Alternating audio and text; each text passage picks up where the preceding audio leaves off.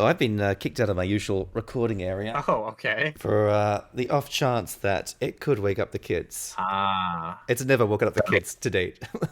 Oh, okay. Okay. So now I'm Sure. in like the Sure. really cold section of the house. Not on a table. I'm Oh, I'm on a couch. I constantly forget that it's winter for you. Yeah. Yeah, it's Okay. freezing. Well, it's One not of it. too One bad. day I'm gonna remember. That's all right. Okay. So, but you're bundled up though, right? And so it's I cozy am. enough. Oh, I've totally like leaned into the dad life. I'm wearing very typical old man kind of pajamas with stripes going down the middle. Right. And I've got a dressing gown on top of that. Like I've leaned so hard into this. Like, well, I'm a dad. Yep. Yep. Yep. There was somewhere in there where there was like this sweater that I had that was such a typical kind of like dad sweater. In Like fact, a tweed literally. jacket kind of thing, or No, just like one of those like sweaters that have like a pattern, like just like some jagged lines or something. yeah. And it's like something that was like straight out of my own dad's like playbook. And I just like I got this sweater and then I don't know, I just like fell in love with it for some reason. So I was just like, "Oh man." And then I don't have it anymore because it got too old, but I've Yeah. been like looking for another sweater like that. Like I just got it in my mind now. I need a dad Chasing sweater, I that guess. dad sweater high. Right. The Jedi Council, the Planeteers, and that group of Rocket League players that never once missed a kickoff. Once in a while, powerful forces combine to change the course of history, and sometimes two good friends team up just because they happen to have microphones, questionable memories, and a shared addiction to game bundles. Bundles are broken down, memories are booted up, and the only thing epic is how long it takes us to remember that game from 2009. Welcome to Humble Talk.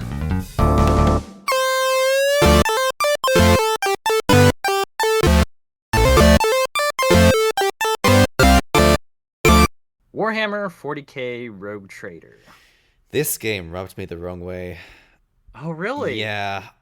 Well, I want to hear that now before I get into what I have to say. Why did it rub you the wrong So way? I meant to like eventually try it out and didn't get to, but I suspect this game would have been a lot better doing mouse and keyboard on Steam Deck. Well, so like using at least the trackpad, right? Okay, yeah. The controller, it felt a bit clunky. I kind of like how they'd approached it, Hmm. but it still felt really. And in fact, like all Warhammer games, really, now that I'm thinking on it, all the ones I've played on Steam Deck, where I've had to use a controller, and even on other consoles as well, it's never really controlled that well when you have to use a controller. Unfortunately, doesn't matter who the dev Really? is. Yeah. Oh, what about Bolt Gun? Oh, with the exception of Bolt Gun, that is fair. The boomer Okay. shooter, yeah, Okay. that's yeah. Yeah, I thought maybe that one would be good for on a controller, but yeah, I mean, Rogue Trader definitely like as a CRPG, I wouldn't have expected that to honestly like even if it did control well with a controller, my mind is like just I mean, I know it's very kind of elitist of me to say this, but I Go just be on. like, why? Why would you play it with a controller? That doesn't seem like the right interface to be using No, for you're a game right. like You're absolutely right. And it's only after like we'd both done our reviews and I'm watching yours and seeing you have a good time with it, it like dawned on me I could have just like been using mouse controls this whole time. What was I doing? Yeah. Okay. So that's the reason why the game rubbed you wrong is because of the controls, not like anything in particular about the game itself, other than how it felt for you. Yeah, it was definitely that was the biggest thing. The other one was like there is a Mm. lot of lore dump Oh yeah. and like to get into it. Maybe it comes back to Steam Deck versus PC, but PC you're taking time out of whatever you're doing. You're sitting down to play a game. You're setting time aside so you can get invested in the game. Yes. As opposed to Steam Deck where most of the time you'll play something light or Mhm. in that interim time between doing two different activities. Yep. And like even for me sitting down to review games, obviously I am taking time out of my schedule to do that, but it's still the whole concept of the Steam Deck is ease of accessibility for these games. And so maybe that was taking away from the experience for me. No, I definitely get that. Yeah, I mean like yeah, if you were trying to play a game like this just kind of like in that in between time that you might have it would take forever, right? Like it's over 100-hour game. Mm. Like yeah, this type of game I definitely don't think is meant for that kind of play style, even if it is like Steam Deck verified. So yeah, I could understand that. Because like yeah, actually, in contrast to what how you felt about the lore dump, I actually kind of like that. I mean, I don't tend to like when I get completely lore dumped in a game where it's just like it was obvious that the writers just couldn't let anything go and they had to share like literally everything they wrote with the player. Right. Like that's annoying. But I felt that Rogue Trader hit the balance right for me, where it was like it was just enough to get me interested in the world and trying to figure out what's going on to where I didn't really feel completely lost. But some of like maybe like the proper noun drops, like, oh, this XYZ order or XYZ place, those were things that like I guess I appreciated it when they were like what is typical now in CRPGs. You could just like highlight over it, click on it, and then it brings up like a lore bit so you could learn some more.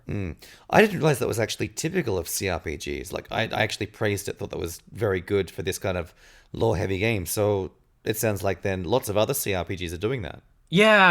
I mean, I know definitely like yeah, the Pillars of Eternity games, the Pathfinder games that this studio has made. Right, okay. I want to say even Baldur's Gate 3, but I could be wrong about that one. It's been a while since I played that. But yeah, I think that's a pretty standard thing now. That Shadow of the Road game that I made that's set in like this sort of like alternative history like Meiji Japan. That also did a similar thing where it had like, things that you could click on to learn more. Oh, cool. Okay. So yeah, I think it is becoming a more standard practice. And it I mean honestly, it is a way for the writers to be like, "Hey, check it out. We wrote some stuff about this." But yeah, no, I actually like that about the because like I said in my review, we've gotten a ton of 40k games over the years. And I have like so many of them in my library and I really haven't played a single one, past the hour that I did for the review, and some of them I haven't played at all because they were like from before I even did these reviews. And it's always been a thing. It's because like I've always felt that those games have been just little tiny snippets of the grander 40k universe. So it's like it like maybe you don't necessarily need to know anything about 40k, but I always felt like going into these games, I felt like I was missing something. And I guess you could probably say the same thing about Rogue Trader because I'm sure Rogue Trader is just a small, subset of the 40k like franchise. But I didn't quite feel that way. Like I felt like I had like all the information that I needed, and it was cool that I was learning more about the 40k universe. I think I described it as this is like my gateway, kind of like my gateway drug game into the 40k franchise. That's a good analogy. Yeah, okay, yeah. And I do have to agree with that as well. This probably is one of the more accessible ones in terms of one of the ones that is quite lore heavy. Obviously, bolt gun, you don't need that. Just give me the control and I'll start gunning things down. But this one, you do need to be invested. And it probably is one of the better ones at easing the player into that whole universe. Another thing actually about those like little lore snippets that I liked is since they had that there, it allowed the writing to not feel so stupid. And what I mean by that is I'm sure you played Skyrim before, yeah? Yeah. Okay, good. So basically, like, there are many times when you're in dialogue in Skyrim, and your character will say something, like, you could have them say something stupid, like, what's the Empire, or something like that. Like, something that, like, would be common knowledge that everybody in that game world would know. Yes, yep. But it's obviously there for the player.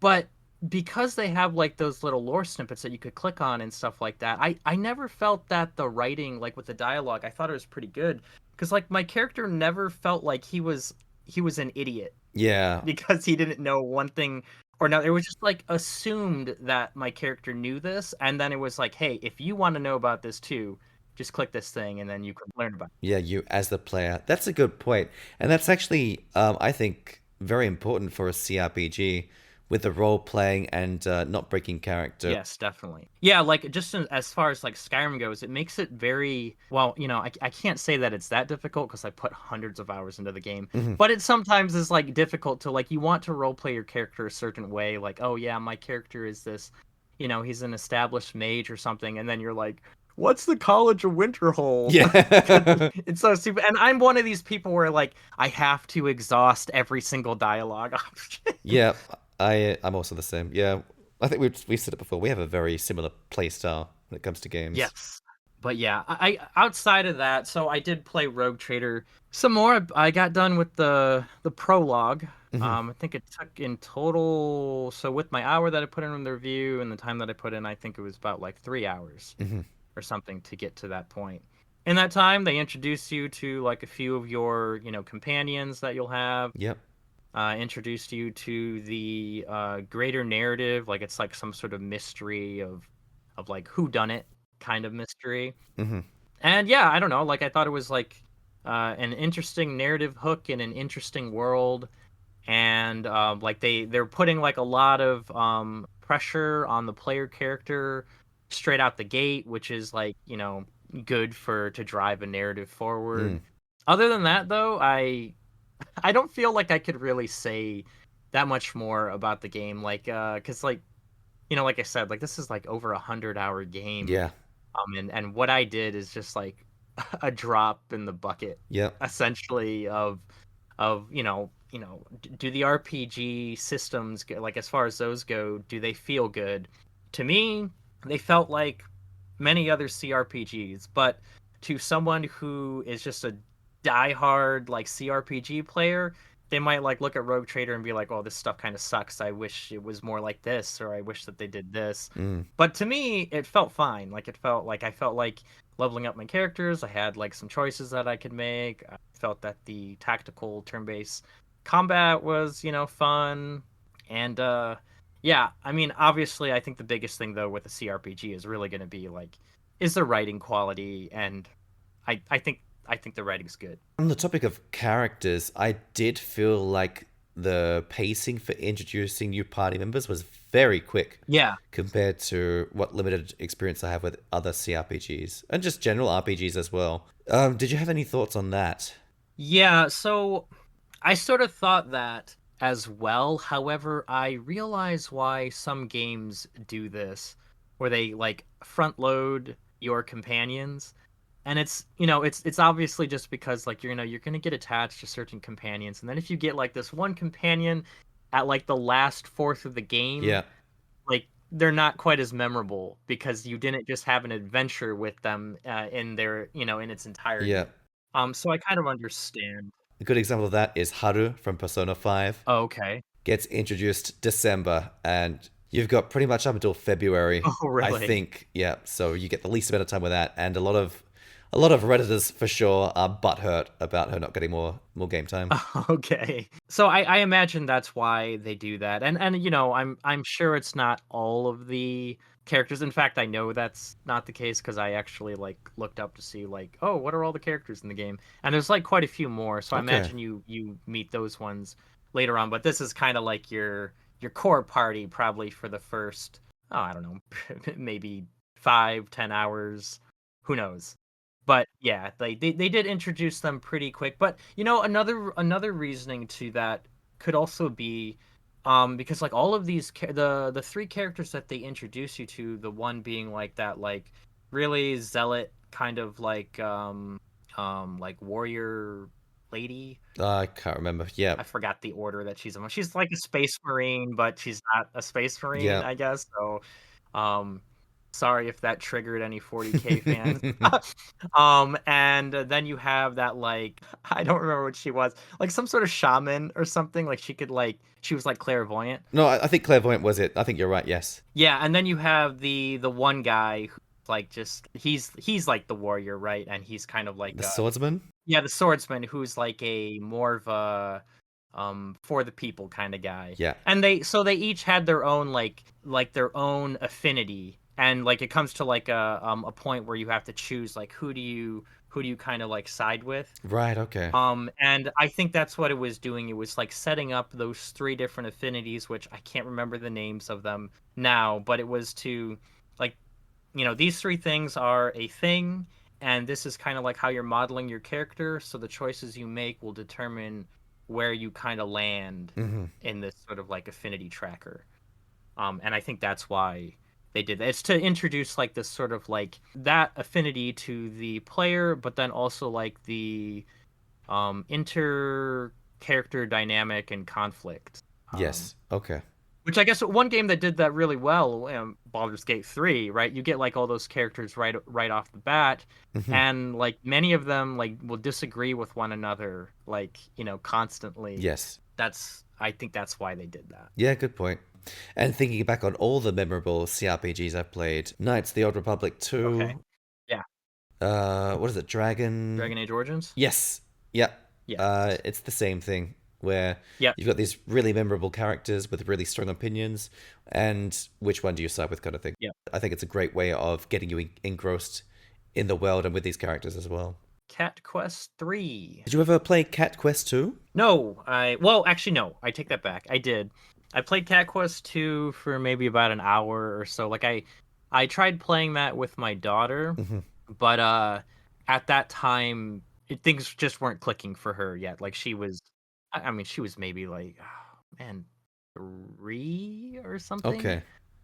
Maybe slightly younger. So of course it was just like, oh, look at this stuff on the screen and I don't care anymore. Yeah, gotcha. So kind of similar story then. My son was a little bit older, 4, maybe 5, and this is probably like he was at that point where you're right. There's definitely a big difference between 3 and I want to say 5. It was probably about 5. Yeah. When he was playing it, and it was the first game where it kind of probably clicked for him, I think. I mean, the story is pretty forgettable. It's cats versus dogs, but then now they're working together, and then there's people trying to break them apart because cats and dogs should be allowed to get on. And you're just going through one person as the cat, one person as the dog. Yeah. Stopping some kind of big bad evil. But that's more the typical RPG setting, more the fantastical stuff, magic, that kind of stuff. Not to say this game doesn't have magic, but it's more of the fantasy setting. And then cut to this one here where you've got pirates and ships, treasure, and while the controls and I guess the core mechanics are still the same, having sailing around, going on boats and hunting for treasure, all that stuff, I think it goes really well for the series, for the game. I do think number 3 is an improvement over number 2. It certainly doesn't feel like it drags on as much, and the pacing does feel a lot better. Okay. The other thing about the second one as well, I remember there being like it was kind of linear, even though it was open world. It's very linear in the areas you can access because you have to like gradually level up, and now you can access this bit here. I do remember that. Like, sure, in this third one here, you go to other areas, go too far, and the enemies are too strong. Like, sure, but you can go there and you can attempt to do it. Right. It's more of like a soft block, yeah. Yes, exactly right. Talk about number 2, it very interesting being an open world, but yet feeling so locked and linear as to where you can go. So I do think that was also another huge improvement in this game. Yeah, definitely. I know that I think that was one thing why my daughter like really, because like I played this with was playing this with my daughter, and she I think that's why she like really enjoyed it, was because of the fact that like, oh, you could just get on your pirate ship and sail anywhere. Of course, she didn't quite understand that, like, well, we have to level up a bit first before we can get into these other areas. And that would lead us to dying eventually. But yeah, I think she like really, really enjoyed that aspect of the feeling that she could go anywhere she wanted. And you're right. At the end of the day, it's a feeling, really. And even for like other games as well, the illusion of choice. Quite oftentimes, like, you are locked into the dialogue tree will always go the same route. But it's that illusion and that feeling of choice and that feeling of freedom does feel a lot better. I mean, surprise, surprise, even in video games, people like having freedom. I think here in Cat Quest 3, at least, even though there are like those sort of like level gates, if you were a more skilled player with to a certain degree, you could probably push those boundaries a bit. Like maybe this feels like just slightly out of reach, and if you were like dodging properly and things like that, and I mean it would might be kind of a slog to fight that battle, but you probably could do it if you really wanted to, like if you didn't want to just do what you're supposed to do. Yeah. I'm assuming you were playing this one then with your son. Yes, I did. And even after we played it through, I mean, he hasn't been doing it recently, but he would play by himself, single player, and just keep going. Oh, okay. So certainly for younger players and a younger audience, it's very entertaining. But even for like myself, I was enjoying it. I could see myself doing single player on that if I wanted to progress further in it. You know, I didn't have all these other games Mhm. to play, review, that kind of stuff. Right. That's exactly it. I agree. It's definitely one of the like I could see myself like playing it with my daughter. I enjoyed it quite a bit, and I found myself being like, oh yeah, I want to make sure that I have like this thing equipped and these weapons, and we gotta go and upgrade this stuff. Mm. And my daughter just like, oh, I want that like handbag because she thought that it looked pretty, even though she couldn't see it on her cat character anyways. Or the other thing that just was like, oh, you really should wear a hat because like it's gonna give you like more like defense or health or whatever. She was like, no, I don't want to wear a hat. So, but I was like over here just trying to like, maximize Yeah, like min character and maxing. my Yeah, build. yeah. And so I could definitely see myself playing this by myself if it wasn't for the fact that I just have like so many other games that, I'd probably rather end up playing. Like Yeah. this was very fun because I played it with my daughter, and that's what sort of like has elevated this game in my mind. I think if I played it by myself, I would still be like, yeah, this is a, pretty fun game. But I think at the end of the day, I I don't know that I would remember it like a year from now or something, whereas now I think I probably will remember this game for a very long time, if not forever, because my daughter's enthusiasm for it. Mm. This game was actually was pretty fun to see my daughter's reaction to it, because this was like the first time that, and like we played like, she and I has played like, several of the games before in the past, but this was like the first time that I could actually see like that anticipation in her eyes of like really wanting to play this game because she was just like enjoying it so much. That's cool. Yeah. So that was really cool to see. I mean, now, the new game freshness is kind of already ebbed away, Yeah. and her 5-year-old attention span is, it's kind of like off on other things. Sure. We're back to playing Stardew Valley again. I think that seems to be her favorite game. Oh, cool. Yeah. It's a good game to get hooked on. Yeah, I mean, she doesn't even really do anything other than just like kind of like walking around, sometimes following me. I think she just likes that freedom. Like we were saying, people want freedom in their games. Yeah. She just likes the freedom of feeling like she can like do her own day-to-day thing. And I think she likes the fact that her character has a house and, and all this stuff. But yeah, that's the game we tend to play. But yeah, for a while there, she really, really enjoyed playing this game, because before this it was usually me being like, hey, you should check out this game looked fun, and then she'd tell me like, oh yeah, it looks fun, but this game was like the game where she's like, oh, can we play that cat game, Oh, wow. It's Her like, yeah. approaching you. Yeah, exactly. So that will be pretty memorable for me, even if the game by itself, if I were to have just played it by myself, even if that maybe wouldn't have been quite as memorable. But I think even that said, it's a pretty solid game though. It's a pretty Yes. solid game. Yeah. You wouldn't think looking at it either. And like, well, first of all, it's, an RPG with cats in there, and the cartoon, the drawing style is very childish. Right. And then also it's the third game. It's like same as movies. Usually the longer it goes on, the franchise goes on, the worse it gets. Right. And I think because of that, a lot of people are likely to be deterred by it and really underestimate just how good a game it is. Yeah, no, definitely. Yeah, I know there was yeah, some people that I'd been seeing say, oh yeah, it looks like a kid's game, and I'm not sure that I will enjoy it. And yeah, I don't know, maybe that might be true. But yeah, there's definitely fun underneath that sort of like childish looking appearance. Mm.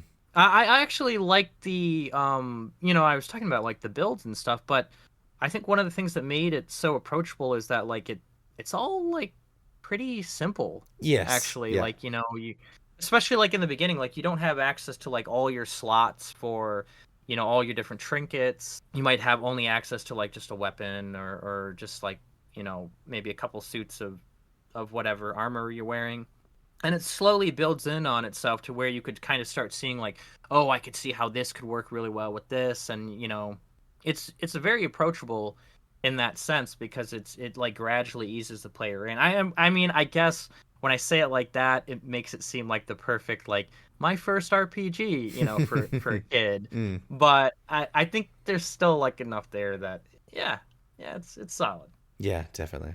Death's Door. Now this was your game. I liked this game a lot, and I actually got a comment from one of the viewers saying they weren't really considering this game until they saw my footage of it and my very short 3-minute review of it as well. And they were sold on getting the bundle, I think. Okay. The art style, it looks very simple, but it's quite beautiful, really. Especially like on the OLED screen as well. It looks really good.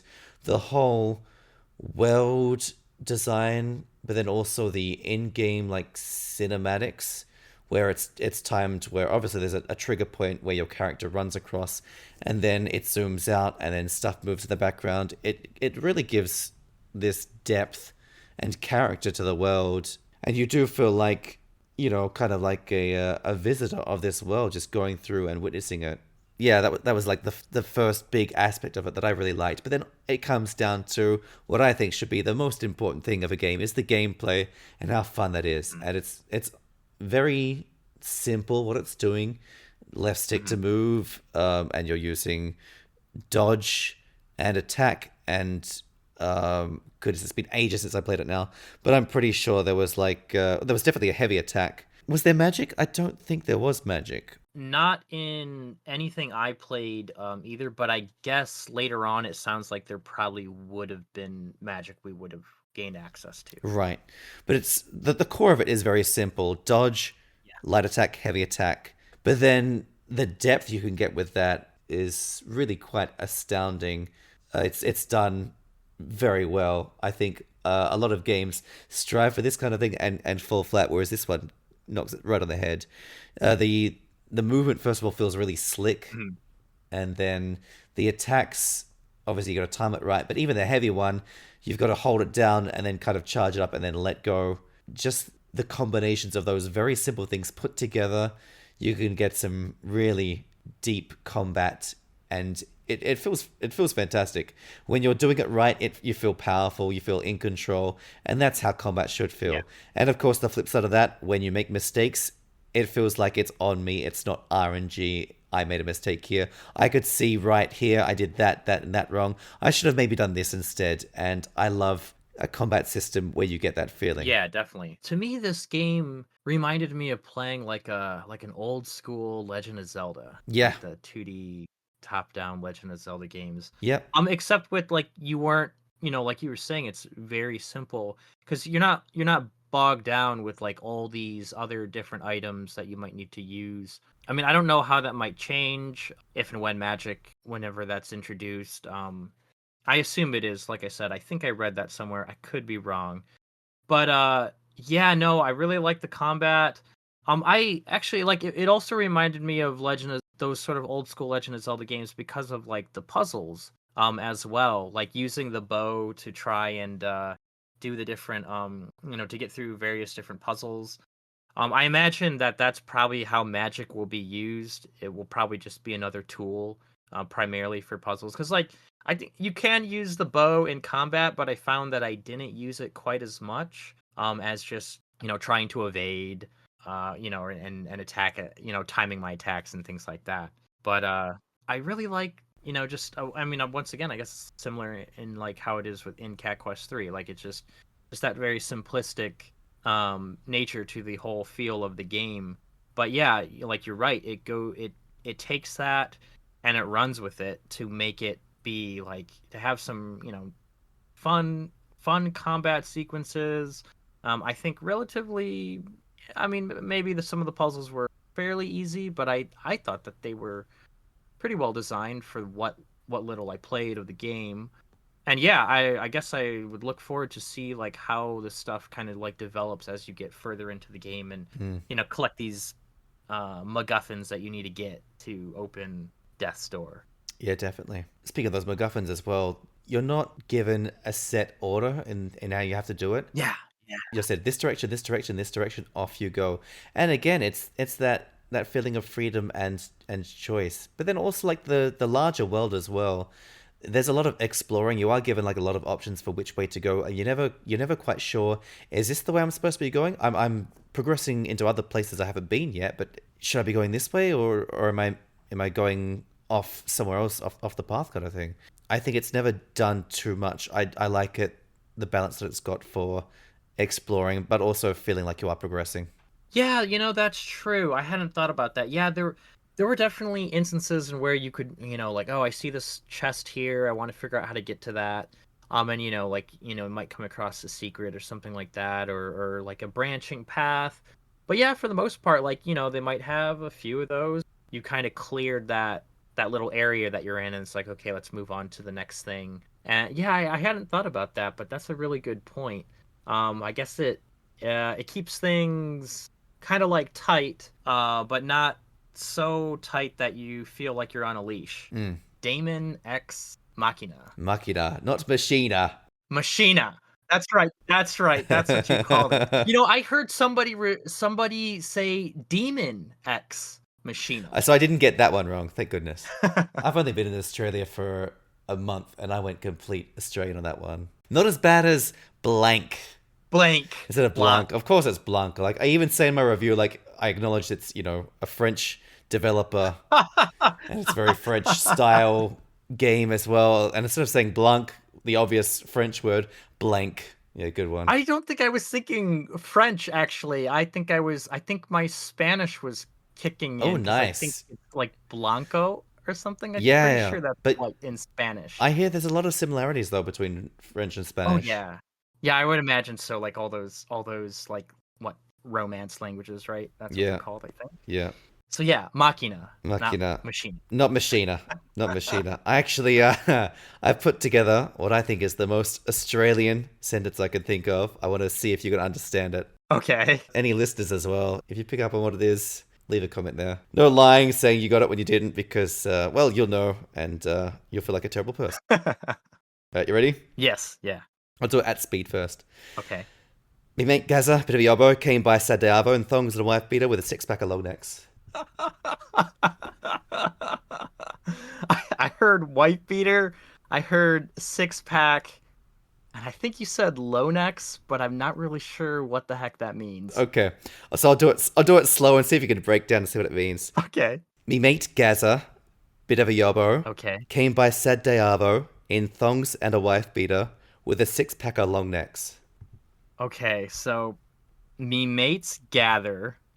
So you and a bunch of buddies getting together. I didn't catch the part after that. And in thongs and a wife beater with a six-pack. Long neck, I'm assuming, what? Does that just mean, like, the size of the can? Ooh, that's pretty good. It's, okay. So let's go from the top. So, me mate Gaza, my good friend Gary. What? Okay. Bit of a yobbo. Bit of a yobo. No idea what that means. Bit of a yobbo. Okay. Who is a bit of a redneck. Okay. Came by Sad Diavo. Pretty standard. Sad Diavo? No, I... Came by on Saturday afternoon. Oh, okay. Came by on Saturday afternoon. Okay. In thongs and a wife beater. Okay. So wearing flip-flops and a tank top. With a six-pack of long necks. Okay, thongs. Okay. And a wife beater. Wait, with a six-pack and a long neck. With a six-pack of long necks. Oh, six-pack of long necks. Yes. And he brought a packet of 6 750ml bottles of beer with him. Oh, okay. So not like like a bottle then. Yeah, exactly right. So it's the larger bottles of beer, which is why it's called a long neck. Yeah. Okay. Yeah. Okay. Wow. Wow. My mate Gary. Me mate Gaza. That, Gaza. oh my god. That was whew, right over my head. Well, can you work out what the name Baza would be from originally then? Uh no. Barry. Barry. Barry. Okay. Baz. Gaza. Baza. Yeah. We Okay. do that a lot with nicknames in Australia. Wow. Okay. Well, that was fun. Yeah, good. I'm glad you enjoyed it. I'm from the Midwest Mhm. US, and we are considered like having an accentless, um, like English accent. Yeah, it's pretty neutral, I'd say, for sure. Yeah. Um, yeah, and so it's always fun like when you hear like really thick like an American like Southern accent, Yeah. or like you hear like a thick Scottish accent, or I guess in this case a thick Australian accent, because yeah, like it's like they're speaking a different language Oh, almost. definitely. Yes. My accent's also not that strong to begin with anyway, but I can put it on if I need to. Right. Get that twang going on. Okay, so now that we went officially off tangent, get this train back on track. Yeah, back to Daemon X Machina. Thank you. Well, actually, we did play this apart, but we also did do some co-op. We did, A bit yes. of co-op with And I think this. that gave us some good insights into everything the game has to offer. Or maybe bad insights, actually. So we basically both agreed, I think, that it was an underwhelming experience playing this in co-op. Yeah. I definitely was disappointed at just how little seemed to be on offer for the co-op experience. Maybe PvP's thriving? I don't know. Well, that's a good point. We didn't try that, but I doubt it. Yeah, This is an old game, and typically for these games as well, they chuck them in when they're not selling as well, or they're more towards the end of their lifetime. right, exactly. And that's pretty true. Yeah, I mean, we've gotten so many multiplayer games in the past in Humble Choice that, basically, oh wow, they got like people or 200 people or less than 100 people playing the game. Mm. So yeah, you would obviously play this for the single player experience. What did you think of your single player experience? The single player, I did like it. The whole thing, including the co-op stuff as well, is definitely inspired by Monster Hunter. Mhm. You've got your mission. Usually, it's take out smaller guys. Sometimes it's take out a bigger guy. Mhm. And also you can collect equipment. Obviously, Monster Hunter, you're collecting cars, materials Part. to make the Yeah, things. yeah. Whereas this, you get the actual part, but you have to choose which one you get from the drop there, which one you're sending back. Yeah, that's true. I thought that was interesting. Yeah, that's true. And so with that, you prioritize getting new things, getting better things. It's an interesting take on it. Yeah. I'm sure some people won't like it. They'd be out like to, loot the whole thing, which is fair enough. Like, why can't I take the arm and the leg? Obviously, taking the arm was not going to damage the leg, so why couldn't I do that? So it's a little bit odd thematically, Arbitrary. even though I do get why they did it mechanically. Beyond that, though, the story, it's very typical, Yeah. but it is enjoyable. I'm pretty sure you probably did it in Japanese as well, with the Japanese voices. Yeah. For the most part, the voice acting was fine. We did have the cringe voices in there. I think if it's only because like all the characters are really tropey. Yeah, Like, yeah, like they're pretty typical anime characters. definitely. Although, I think the biggest cringe thing about it for me was the girl, I'm not sure, but had that very typical, like, childish female voice actor. I'm pretty sure the same person has done the voices of lots of different characters in different games and anime. Probably. But the voice they chose for that character, I don't remember who it was, it just didn't seem to fit at all. And I think that's what made it most cringe for me. It felt forced using that typical kind of childish voice on that character. For you, for mechs, you mentioned this, you prefer the whole big Pacific Rim kind of style, like massive mechs. Really big mechs. Yeah. Yeah. And this one kind of didn't do it for you. I have a caveat to that though, which I'll get into. Oh, sure. Yeah, go. So basically, recently a free-to-play game came out called Mecha Break. I've been playing that recently, and I've been enjoying it quite a lot. Now, those mechs, they're definitely bigger than Daemon X Machina, but they aren't near the size of the like Pacific Rim style mechs. Mm-hmm. Now, the thing that I really liked about them though is that I think they did a good job to show the scale on like many of the maps. Like you'll see like, you know, trees or like gas stations or other like vehicles, and then you see like the size of your mech next to it, and you, oh yeah, I am in this huge robot. Where I don't feel that Daemon X Machina did that very well. Like, That's a good point. yeah, there's like these other buildings, but these buildings were like massive, so it didn't feel like I was in a giant mech. Like I could have been in just like an exosuit. Yes. The only time probably you do kind of get a sense of how big they are is when you have to eject from your suit, which doesn't happen very often, mind you. Yeah, and you pretty much don't want that to happen. No, you do not. Yeah. For me, like Mecha Break was like hitting that sweet spot, I guess, for me. Now, the one thing though that I did like immediately notice, like playing Mecha Break, that was like kind of weird at first because I just got done playing, you know, Daemon X Machina for our talk and the review. I was like, oh, I can't loot anybody. I can't loot anybody that I'm like destroying. And the mechs in that game are very much like, from what I understand, it seems like you don't really like, they have several different types of mechs, but you don't really like customize them. They have two different modes. They have like a team fighting kind of thing, like maybe like deathmatch or something with like objectives that you got to do. And then they also have like an extraction mode, and in that mode, that's where you have like, you could call in airdrops and have like a little bit more like customization, I guess, going on to sort of like maybe swap out some weapons or get different types of weapons for the mech that maybe that mech wouldn't traditionally use. Okay, cool. But as far as like, or at least what I think is the main game mode, because that was the mode that I primarily played, it's very much like each of these mechs, they have their own kits, and then you basically just get good at mastering, you know, said kit, whatever mech you choose to play as. Mm-hmm. So that definitely is different, and I think that's what Daemon X Machina has to offer for mech fans, is that level of customization and being able to swap out parts. I mean, are there other mech games like that out there?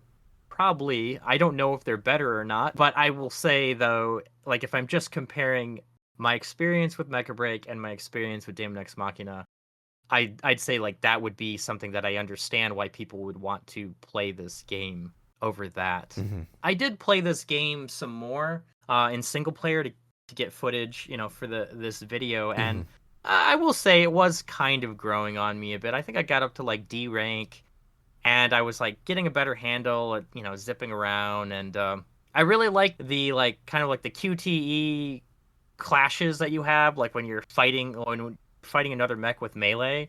That was pretty fun, but I guess I didn't really understand how to do it because I'm pretty sure I failed like every single clash that I had. But I thought that was pretty cool. It felt very, I don't know, Gundam Wing to me. Mm-hmm. I think though at the end of the day, I don't know, I just don't think that I would probably put any time into this game. I mean, that said though, it has put the sequel on my radar. You said that, yeah. Yeah, like I was looking that they were gonna have a sequel coming out soon. I watched like a trailer for it, and I was like, ooh, that looks shiny and fun. You know, maybe that might be the thing to get me into this series. But I think the first game I'm kind of okay with just skipping. That said though, like I think I've told you this before about my experience playing Monster Hunter, and which, you know, like you said, this is a very similar thing. You're going to be repeating certain quests over and over again to grind out parts. Mm-hmm. I didn't really care for that too much in Monster Hunter.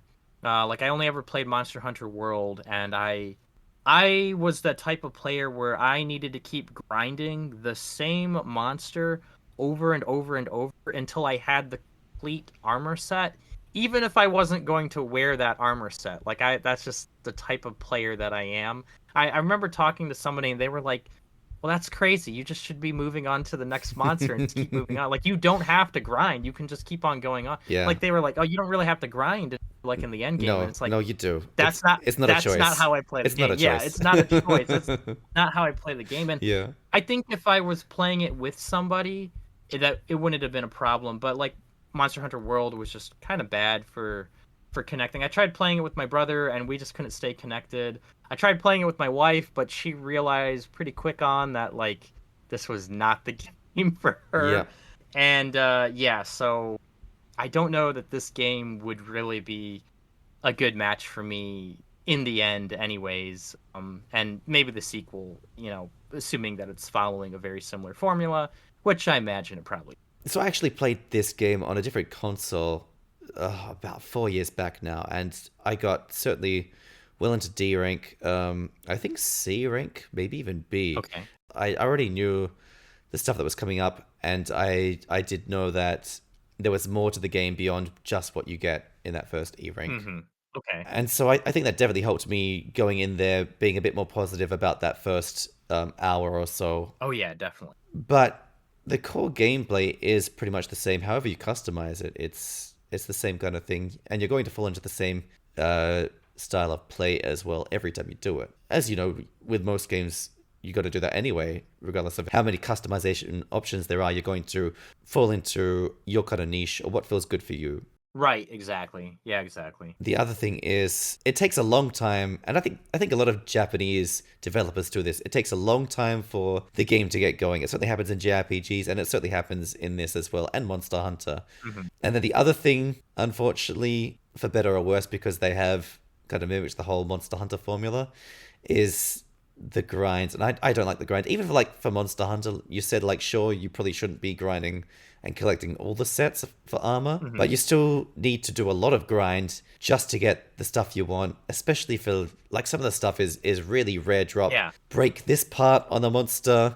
and it happens, let's say it's like 5% chance of dropping. And these monsters take ages to get down low, and Right. that's not fun. Yeah, definitely. And it's like in that particular instance, like if you're not playing with like a guide, it might be like you need to hit this very particular spot on the monster to get the drop that you want. Right. You might fight that monster like 5 times over and not even realize that's the case. Yes. And it definitely feels like it's a way for these developers to unnecessarily drag out the game time, the play time. Yeah. And so maybe, it was like over 200 hours of gameplay, sure, but like how much of that is actual progression towards a goal and not just grinding for the sake of getting materials, that kind of thing. Yeah. And unfortunately, I think a lot of Japanese developers fall into that trap.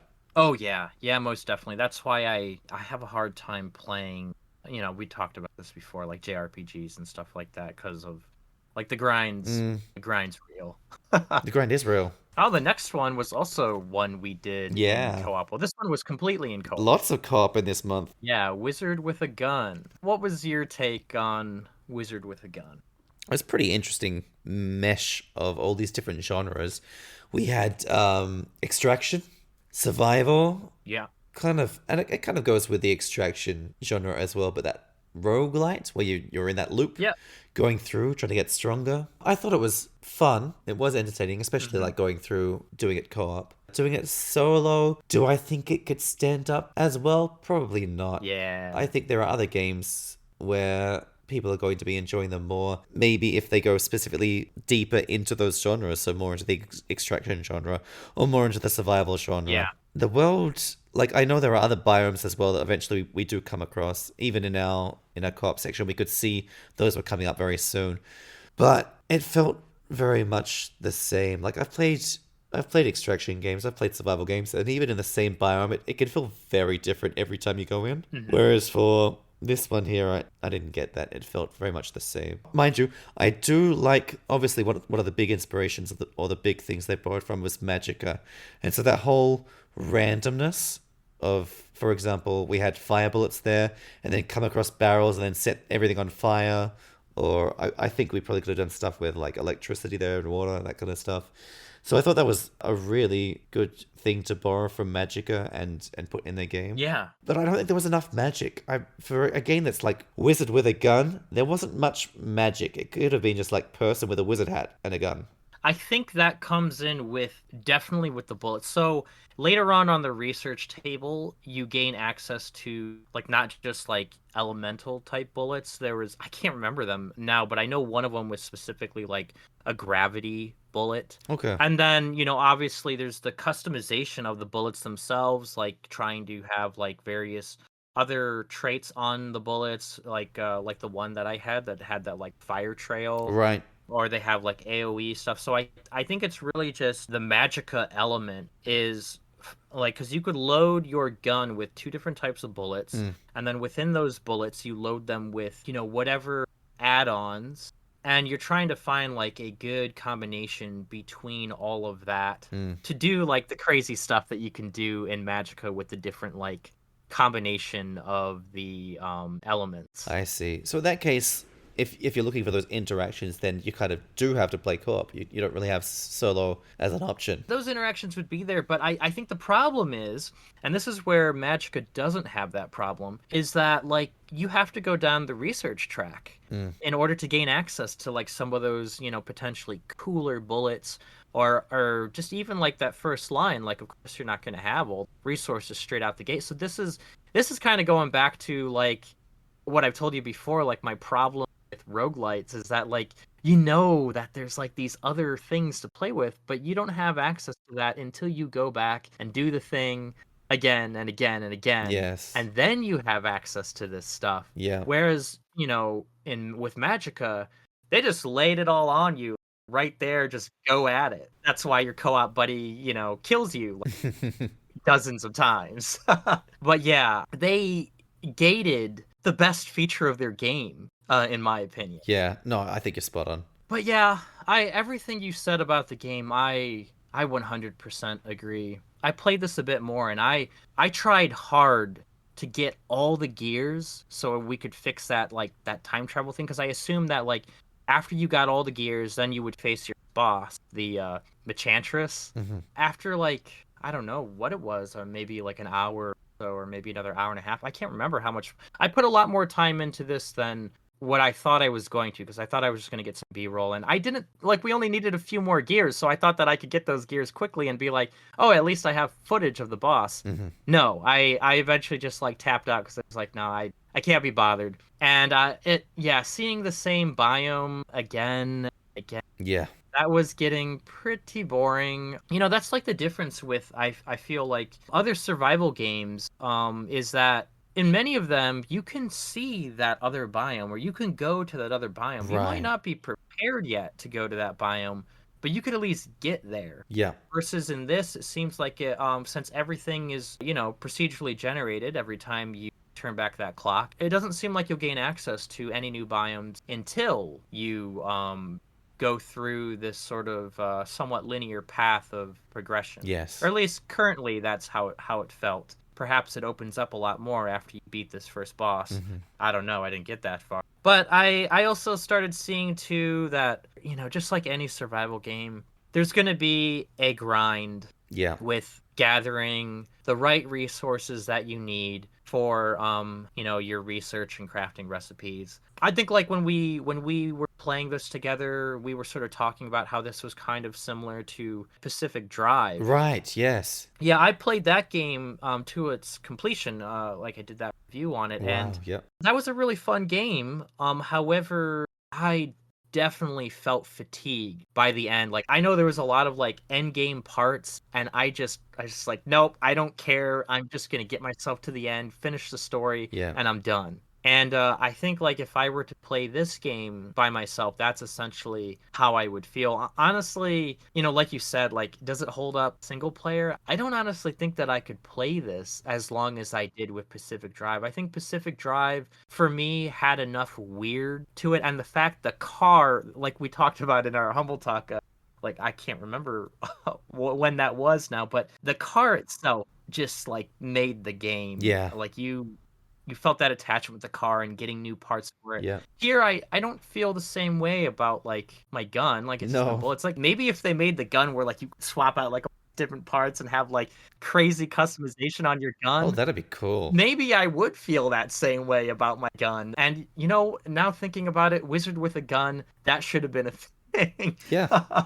But yeah, I completely agree. Like after I finished my time with this, like for the talk, I was like, yeah, I'm pretty sure I could only play this co-op. And normally a survival game I would play with my wife, but I'm pretty sure she wouldn't really care for this one just because of how much it kind of like detracts from that sort of survival crafting genre. Yeah. Like one of the things she loves about these types of games is like building a base Hmm. and being creative with that sort of aspect, and she'll go out and like fight and things like that, but usually with me a lot of the times it's like, she just wants to build. Hmm. And this doesn't really have a lot of that. It's very much like, like you described it, that extraction feel where you're going in, gather as much as you can, fight off enemies, and then come back and then, upgrade your stuff, rinse, repeat, and you're doing it all over again. Yeah. It doesn't feel survival at all in nature. Yeah. So I imagine this game will be gathering virtual dust for me. Yeah. Me too, actually. Neocab. Our gameplay style is very similar. Mhm. The types of games we like, though, like usually differs quite a lot. But there's a few things we agree on almost every time. First of all is we don't like the grind Mhm. from RPGs, JRPGs in particular. We like puzzles to an extent, but we don't like it feeling overwhelmed. We have to go look up walkthroughs. We don't want them too easy either. Yep. And the last one is we both generally hate visual novels. Yeah, not the big. I feel like hate's a strong word. Is it? Is it? Or is it just enough? Okay, we're usually not so into visual novels. Yeah. It doesn't usually do it for us. I have had two visual novels from Humble Bundle that I've really liked. The first one, hands down, easily. Goodness. Are we gonna have to do it? Name that game. Yeah, name that game. Okay, ready? I'm ready. Go. It's a musical. It's like voice of the some gods. What is it? It uses I know. the Greek gods in modern day times. I know exactly what game you're talking Yeah. about, but I don't remember the name. Time. Ah. It's like voice of the dead gods or something like that. Okay, let's see. Musical visual novel. Pretty sure I can just put that in and then we'll find it. Stray Gods. Voice of the Stray man. Gods. Is that it? No, it's literally just Stray Gods. Just Stray role-playing Gods. musical. Right. Okay. Yeah. Wow. Okay. So I was way Oh off. man, I knew exactly what you were talking about too. The moment you Yeah. said it, I just couldn't.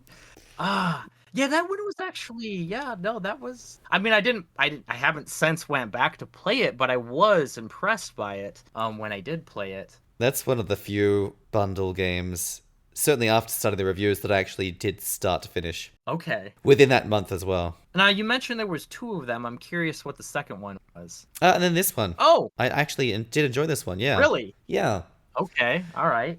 I know you didn't enjoy it so much, but I'm trying to think like the reasons I liked it. So obviously Stray Gods, it's the music there. It's very engaging the entire time. Oh, yeah. Plus also it does have like diverging stories and it does, choices do matter. Mhm. Whereas for this one here, it's less of that, but it comes back to the engagement. It feels like a game, and I think that's the biggest issue I have with visual novels. A lot of the time you're just, please excuse the pun, but you're going along for the ride. Whereas this one, you actually do feel like you're driving it. God, I gotta get off that analogy, off that pun. It feels like you're in control because you're given a lot of options for who you go pick up. Okay. Whether you go refuel, even for the dialogue options for what you say. And I know you didn't like once you're in a certain emotion, it locks out the other ones, but I actually did like that. Okay. I like role playing in games, like RPGs as well, like kind of the Skyrim thing.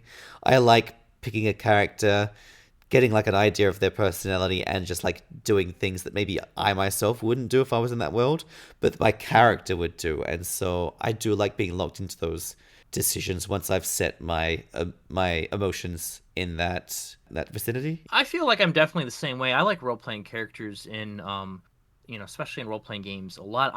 My problem with the emotion thing is I felt that it was a bit too restrictive in, it would make it so that you can't say this thing, like even though I might feel that this was a thing that I feel should be said. I guess the biggest thing to me is that, like, I know a lot of these games tend to ride off of that illusion of choice because, you know, they're usually made by smaller studios and even larger studios. They do this all the time to have that illusion of choice. Like, there might be like a nod back to that particular choice you made, but for the most part, they don't really change anything. However, I I couldn't help but feel like a little bit insulted that like they didn't even give you the illusion. Like they just were like, no, you have to choose this thing. You've locked yourself out now. Yeah, you locked yourself out of it. Like you don't even get to feel like maybe this could have went a different way. So yeah, that's just kind of like that was like my issue with the emotion thing. I took that as providing that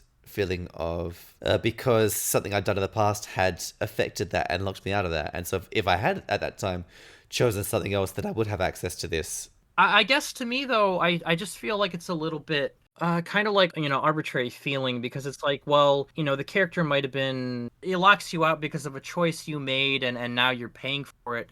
But I don't know, like I just don't feel like it's quite telegraphed, like, because it's like, you know, say you got upset because you were thinking about your friend and she, you know, off doing her own thing and you don't get to meet her even though you've been away for so long. And that makes you upset. So the next person gets in your car, now you're too upset to like, you know, have an actual like conversation with them or something. Yeah. But it's like you know, like yeah, I guess I'm being punished for making that choice. Like this is the consequence of that. But how was I supposed to know that this was going to happen? I see. You didn't get the choice to be able to affect that when you knew about it, kind of thing. Right. And I mean, I guess the argument would be like, well, that's just kind of like how life is and how emotions work and things like that. And that's true. However, this is a video game. Yeah. So I feel like there needs to be a little bit more player agency, and with that comes certain like gamey type of elements, I think. Yeah. That obviously in real life, like if we had that sort of foresight, then that life would be much easier, of course.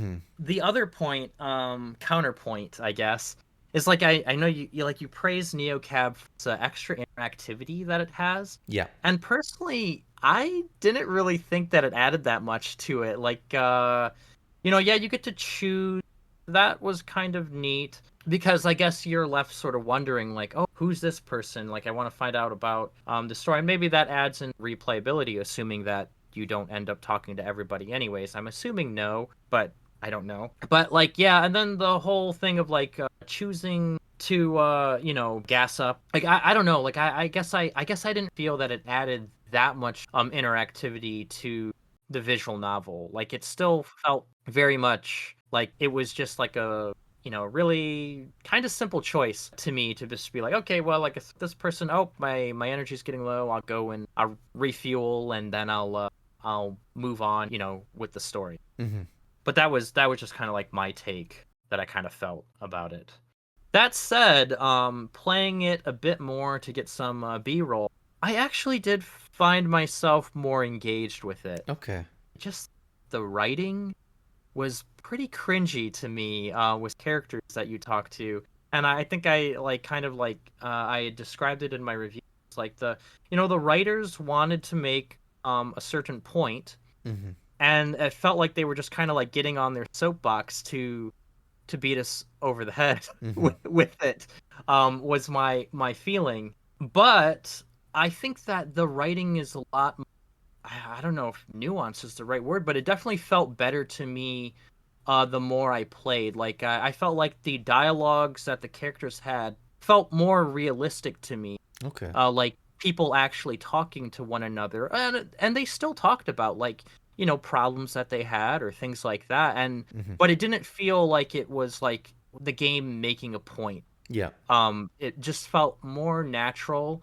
And I think at the end of the day, like, you know, it's fine if you want your game to make a point. Like, I don't got a problem with that.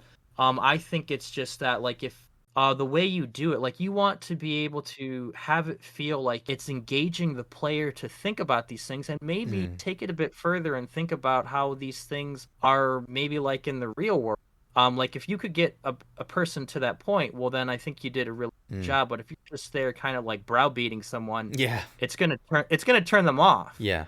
And yeah, but I guess like, I played it maybe only about like half an hour more. Now I would say like, oh, give this game maybe 2 hours instead of 1 hour Mhm. passing judgment on it. The thing is though, is the game's only 4 hours long. Right. So I could completely understand where people would just be like, I don't want to bother. But, perhaps the rest of the game feels better. Like if we're thinking that maybe that first half hour or hour wasn't that good. Or it could just be, me just coming across like an instance where this is the part of the game where the writing was a lot better. I don't know. Was this something that you completed? No, it's not. I probably could have, right? Seeing as it's only 4 hours, but no, I stopped about the 2 hour mark Okay. there. I think obviously this is not the first taxi game driving around. There's other ones I played. There's one a while back which had a fantastic story that I did to completion. But all these games they have to bring these characters across and make them feel like you're just getting a snippet of their lives. They can't feel like they were created just for this moment, and I guess like you're saying as well, forcing this point across. It needs to be very subtle, Yeah. and you're just getting a glimpse into their lives or their personality, and maybe you draw it out a little bit from them in the conversation, and that's it. It can't feel like it comes to full completion while you're driving them there for it to be done and feel authentic, like it's an actual taxi ride. Right. I do think this game did pretty well in terms of that. I think it's definitely a tough thing to balance because the writers, they do have a message, they do have a whole reason for creating the game and the story, and they have a point they want to get across, but they need to do it, like you said, very subtly in a way that allows the players themselves to arrive at that point as opposed to forcing them there. Yeah. Yeah. From the bit more that I did see, I do think they did manage to do a good job at that. But certainly for that first part there, you're right. It feels very forced and very, this is the story kind of down your throat. This is the things, the moralities we want the player to assess. And then, yeah, it felt a bit on the nose to begin with. Yeah. I guess the thing about the cab, though, I felt like I was always looking at the same thing, more or less. Like you're just like looking at the back of the cab, or sometimes like her face. Yeah. And like those are like the only two shots they ever use. Which I mean, you're driving a cab, so I mean, I guess I understand that, but They did break it up quite a few times. yeah, there was one instance where I was like talking to someone who was like you met this person before where you could choose to help them or not, and then they were like a bouncer to a club or something that you're trying to get into Okay. to find out where your friend is. So yeah, there was like that was like a little bit of a surprise for me. Oh, hey, I'm not in my cab anymore. Right, okay. You were talking about if the writers have a story to get across, a point to get across, and it can feel forced, it can really turn you off the game, especially in visual novels. Oh yeah. The very first video review I did for, well, on the channel, but like for the humble choice, was a visual novel, and I can't remember the name for the life of me. Do you want to do go for a double, name that game? Yeah. Yeah? Let's try. Let's try. I don't know that I'm gonna get it, but let's try. All right. Ready and go. So it's set after the pandemic. You're playing as kind of these young men. They used to be party people, but they drifted apart. Now they're getting back together, and I think they're traveling to see the grandfather or go to the place of the Mediterranean Inferno or something. Oh, well done. We named that game. Yes. Yeah. Well done for a game that we both hated. For you to remember that, well done. It's probably because of that. we had another game actually that this was like, oh my god, this was probably the very first Humble Choice review I ever did way back in like June 2021. It was Right, either wow. June or July. It was like Yeah. the first or second one, and it was called Milky Way Prince. It was done by the exact same people. And yeah, I really disliked it. And yeah, like obviously that has a certain point that I think it wanted to make. I mean, I think it wasn't really necessarily so much a point, but it was for a very particular audience. I see. And I wasn't that audience, Yep. you know. But because there were some people that I would see like praising the game, saying it was great. I mean, it won awards, Wow. Okay. and stuff. It just wasn't something for me, really, because I couldn't really relate to the game at all. Yep. And that's the issue we had with Mediterranean Inferno as well. Like, certainly me. Exactly. Those characters definitely, like, if I remember them, I remember there not being a likable character out of like the three of them, and I just like when it's like that, I'm just I a lot of times I just can't be bothered with a story if there's no redeemable character to me. Yes. It's kind of like how I am. Like if I just hate everybody, then I just don't want to continue, whether it's something I'm watching or reading or a game. So unless it's done for you, you're meant to dislike them, and because usually it's presented in such a way that it is engaging. But these ones, I think you were meant to sympathize with them. Yeah. And I felt like I couldn't really sympathize with pretty much any of them. Yeah. They all kind of didn't really seem like that great of people. No. Pretty terrible really, people. So, yeah. And they felt sorry for themselves. Right, exactly. And I that's probably like the biggest thing is like the feeling sorry for themselves. And I was like, over nothing really was the other thing as well. Yeah.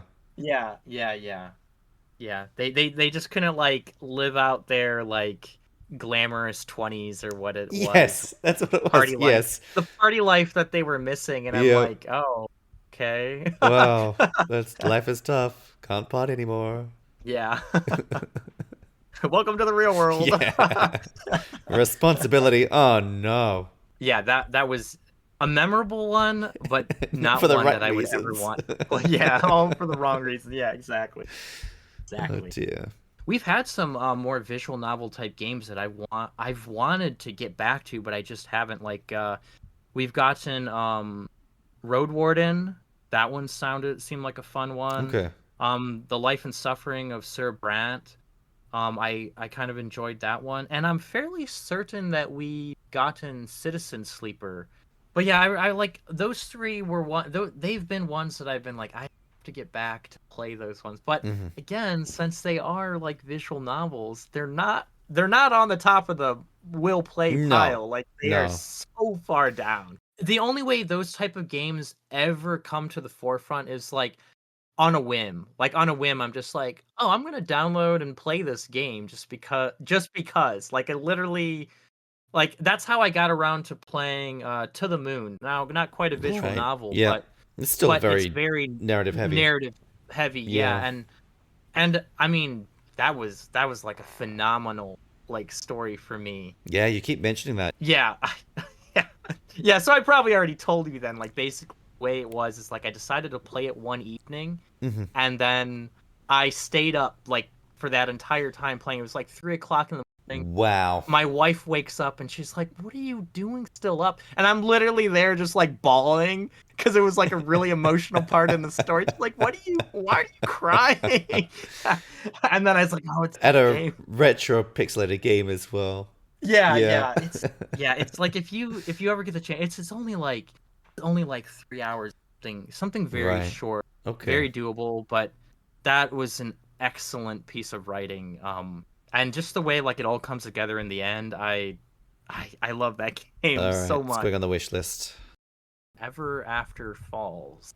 I would describe this as the most mid Stardew Valley that you're probably ever going to find.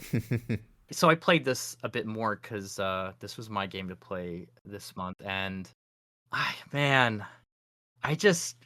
everything about this game, does it have like anything really there to sort of like set it apart?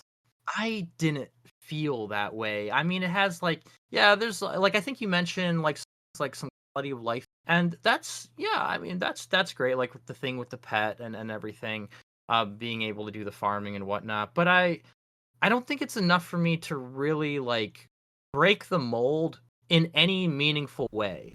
And I felt like with some of the stuff they just kind of like missed the mark. I was bored practically the whole time I played. Like it was a studio's attempt to basically make a farming sim, and they just had like a checklist where they were like, oh, we need to have fishing in the game, we need to have mining in the game, we need to have farming in the game. They didn't really expand those systems beyond like functionality. Maybe that's kind of harsh, but that's how I felt playing the game. If this was something like, I had a commenter mentioning that they liked Everafter Falls, but they said that they hadn't really played any farming sims, like not even Stardew Valley, and assuming Harvest Moon and that inspiration's there. I would think like, yeah, probably if this was my very first farming sim, then I probably would have found it enjoyable. But I think like how it stacks up to other farming games that I've played for in the past, I think it's like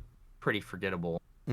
Yeah, I have to agree. And I didn't think about it until you mentioned it, but you're right. They've pretty much gone through with a checklist of, okay, farming sims have this. Let's put this in, put this in, put this in. Yeah, And like, sure, for fishing, the mini game, I did like that. I mean, sure, it's been done in other games, but it's I think in terms of like the farming sim, it was a unique mini game they had. Yeah, They were trying to like do a few things here different, but it was pretty underwhelming. The only thing I think that it did have going for it was the setting, the narrative. It's very dark, dry kind of sense of in humor. the beginning. Yes, you're right. To introduce the story and like, is this the real world? Is it the simulation? But then you're quite right. Pretty soon it's irrelevant. You're then stuck in the farming sim. That to me is probably the biggest thing the game does to try to set it apart from other farming sims. And I think they kind of squander that in the first few hours that you're playing the game, because like, I mean, maybe some of the characters are making mention like, oh, I've seen you in a while, blah, kind of like that. But it doesn't really do anything with that concept of like, you died and now you're waking up and it's like, yeah, is this reality or kind of Oh, thing? It's just, I see it as being in a coma. oh well, yeah, because it's because he died in the simulation, and then he woke up. They're like, "Hey, yeah, you're finally back. Where were you again? Oh, we're on Earth." Sure, but was Earth the simulation, or is this? Right. Well, see, that's what I mean. They're trying to make it sound like that's not the simulation, and like so. Yeah, right. I think that where he is the simulation, or or she, whatever you happen to make, but that they're in the simulation because of uh, you know, yeah, they're they might be in a coma right now or something like that. Maybe it's not even a simulation. Maybe it's all just like a figment in his head, like all just a construct of the mind. But they just didn't like they didn't like use that. There's some other interesting looking farming sims coming out on the horizon here that are like horror farming sims Okay. that I think they have a really unique hook, and it seems like the whole setting in itself is like trying to feed into that hook and that feeling the game will want you to feel. But here it was like, boom, you get hit by a car, and then it's like, oh, everything's like pretty much Animal Crossing, right? There's animals walking around Yeah. and talking to you, and you get this sort of like idyllic farming life that we've seen in pretty much every single farming sim game. And yeah, it just does not work with what it had like fast enough. Like maybe if you play the game longer, I'm sure it gets to that. Yeah. But yeah, once again, I just couldn't be bothered. I think the one system that definitely could have used just a little bit more zest, a lot of the game, but definitely the combat. Yes. Combat was, oh my goodness, that was so dry. And I had the one special ability I gave to my pet was the ability to heal me. Like every 2 seconds or something, it would heal me. So most of my fights came down to me, like if they did doing damage to me, I would just run around in a circle until my health came back, and then I'd go and attack and run around in a circle again and attack. There's nothing else to the combat, like, no blocking or parry. Like even the simple combat system that Death's Door had, it just goes to show like how something simple can go such a long way in the case of Death's Door. And then like you strip out that and like I said, like they made things functional but didn't do much past that. Like, hey, we got an attack button, you can click the button to attack, and that's it. I very briefly did the combat, and I was I was not impressed by it. Yeah. It sounds like you probably did more than if you gave your pet the healing and were I doing I that. yeah, I But got up to like a oh boss, a wow, mini okay. boss. I don't know. I beat it and And questioned why you were still doing it. yeah, exactly. And yeah, like I did quite a bit of fishing too because I didn't mind the fishing. But like, once again, there's like another system like, for example, like in Stardew Valley, you can get different fish based off of the season, like what season it is. Maybe that's the case in this game. I don't know. I don't think I got far enough to get into another season. But the other thing that like Stardew Valley will also make it so that depending on if it's daytime or nighttime, you might fish up different types of fish. Depending on where you're fishing, if you're fishing in the river, if you're fishing in the lake, if you're fishing in the ocean, can give you different types of fish. You want to experiment by like, oh, I want to go to this place at night because I want to try to like see what I can get here. I want to go to this place because I haven't got like all the lake fish yet. Just different ways to sort of like make it a bit more interesting. But in Everafter Falls, it's just like, it doesn't matter. Like literally you can just fish up whatever. Because I tried fishing in all these different locations and it seemed that that was the case. Like it didn't really matter. And that's sort of what I'm like getting at. Blanc. Or Blanc. Or Blanc. No, it's definitely Blanc. It's definitely Blanc. Well, I mean, I don't know if you've played it anymore since the review, but this was one of those ones that we pretty much got like pretty good handle of it because it was such a short game. Yeah. I think it's 2 hours, isn't it, in total? Something like that, yeah. It was only 2 hours. Did you end up beating it? I didn't go back to it because you have to play it co-op. There is no solo option, and my son just wasn't interested in playing after that. I could understand that. My wife and I played this, and we got to like the hour and a half mark or something. Okay, so like pretty close to the end then. Pretty close to the end, but we both were basically just like, yeah, I don't care if we finish it. Like we played it enough to get the footage, and then it was just like, I don't know, I can't remember if I needed to get to bed or if we were done with it. But essentially we were just like, yeah, no, it's not worth it to really like finish it. I think I said in my review, like one of the things was like for the first maybe half hour or so, we wondered why it was even co-op to begin with. We were controlling our characters walking, but like we weren't really figuring things out together. And then thereafter that, we ran into I think there was like some camera issues. Oh, yuck. That didn't happen too often, but yeah, there were definitely camera issues. And then like interaction issues, like like some of these things that you could interact with, you had to be standing just right. Yeah. To get that interaction.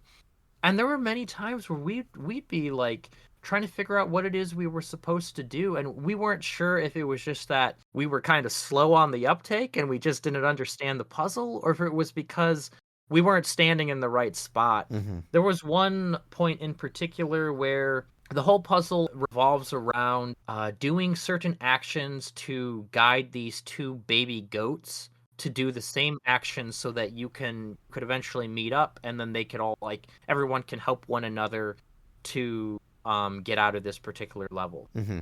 But the thing is we didn't even know how to trigger the goats to come out. Like we eventually went to YouTube and we were like, wait a minute, this person has like goats. Where did they find these goats? And it's because we needed to like walk to a very particular a point on the map, and then the goats would come out. And it's like, right. How would we have known that?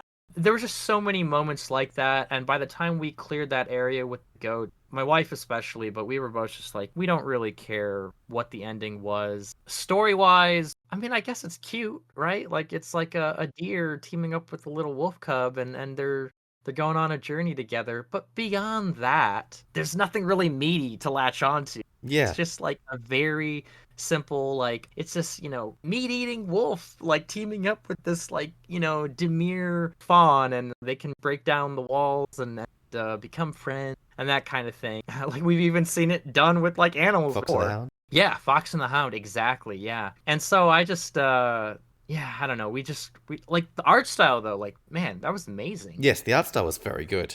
Absolutely good. I tried really hard not to make any comparisons to Split Fiction because like that's what my wife and I had just recently finished right before playing Blanc. So it was so hard for us not to be like, why is the game like this? Why is the game like this? And like especially in this, like, with you have the fawn, you have the cub, but they have slight differences, but for the most part they play pretty much the same gameplay They wise. might as well be the same. Which is like completely different with like It Takes Two or Split Fiction, where Yes. like you could have very different things that the character's doing. And we saw that there was an achievement to play through Blanc twice, like as like a different, the different perspective. And we were both just like, why? Yeah. Like we didn't see the point. Like, I've already seen everything that could happen. we've already seen the other person do it. Like we Yeah. don't need to, like, so I get to pull the box instead of you pulling the box. Yeah. That's pretty much how we felt. I think like the artistic side of stuff, obviously the visuals, but then also trying to tell the story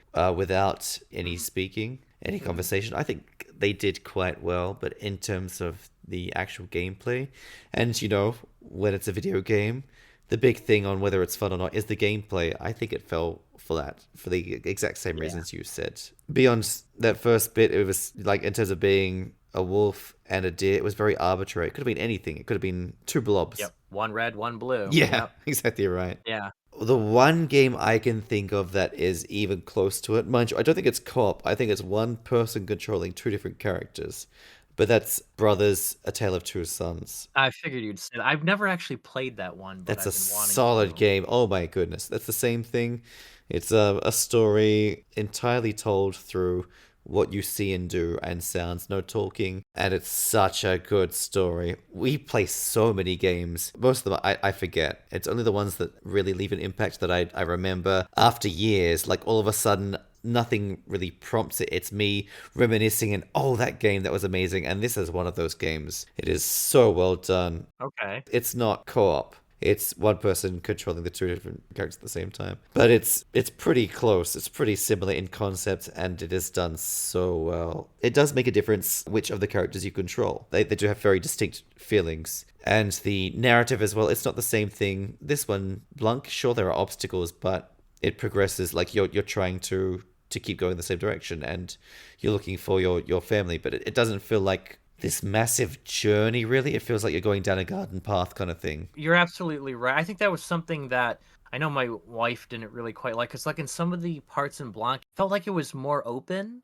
and it wasn't. It was like, no, you got to stick to the path. You can't go off that path. And yeah, I think that was like pretty annoying for her until I guess she got used to it, but then there was other problems. Brothers, surprisingly, is, I would say, even more restrictive in the path, but it doesn't feel like that. It feels like you're on this massive epic journey. And certainly the narrative, the story does change. There's ups and downs in the narrative, whereas it feels very flat for Blanc. It's the same thing. Keep going forward, and that's about it, really. Yep. Yeah, I'd say the same holds true for like It Takes Two or Split Fiction. It feels like yeah, kind of linear. I mean, I think there was more parts in It Takes Two where it kind of opens up in certain areas.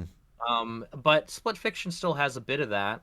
However, it definitely is more of like, yeah, you're going on this like this epic journey of like doing this thing, whether it's, It Takes Two trying to figure out how to get back into their human bodies, or Split Fiction trying to figure out how to get out into this like virtual reality nightmare kind of seeing these different two, this sort of dichotomy of science fiction and fantasy.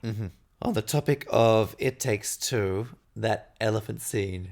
What are your thoughts on that? Oh, the elephant scene. Oh my god. So that I did a review for It Takes Two, and I think I started my review off that particular scene. Wow. Because it is the most like that's like up there in top 10 traumatic things I've ever seen in a video game. Definitely. Like, oh my god. Like my wife and I will still talk about that scene and just be like, "Oh, that elephant." or like just the fact that they even were like, "Okay, so the thing we got to do to get back into our bodies is make our kid cry." Yeah. Like, wow. Wow. They actually have a nod to that in Split Fiction. Oh, really? In one of the science fiction sections, it's like like you're traveling through the cyberpunk city and you come across like off the beaten path. There's like a I don't know, like a cafe or restaurant or something, and it's got that elephant as like their mascot that's like sitting on top of the restaurant or something. you have the powers to be able to, like, I think it was like telekinetic. Well, not telekinetic. It's using like some sort of like gizmo or whatever to like drag things around and swing them, and you can actually like break off the body parts of this poor elephant, and you get an achievement for it. Of course you do. Yeah, and yeah, it was triggering. It was definitely triggering. That's it for this episode of Humble Talk. If you enjoyed the show, don't forget to like and subscribe. And remember, whether you're decked out or specced out, keep it humble.